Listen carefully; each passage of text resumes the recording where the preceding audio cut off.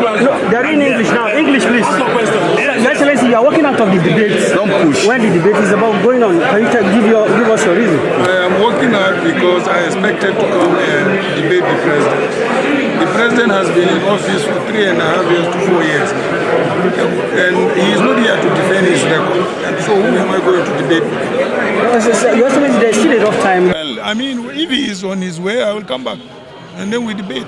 In any case, I will have the opportunity to address Nigerians because there are other interviews nationally, planned. So I will have the opportunity. This is the reason why you come back from the US. That is exactly. I came back for this debate. And unfortunately, the president is not here to defend his record. I think to be clear, we've always made it clear to the organizers that our candidate is here to debate Mr. President. When we were told in Washington that you'll be here, we cut our trip short to come here. He's not here. Our candidate is available at any time to debate the president, any time at a short notice. We're ready to do that. And we're showing that commitment here. Thank you, gentlemen.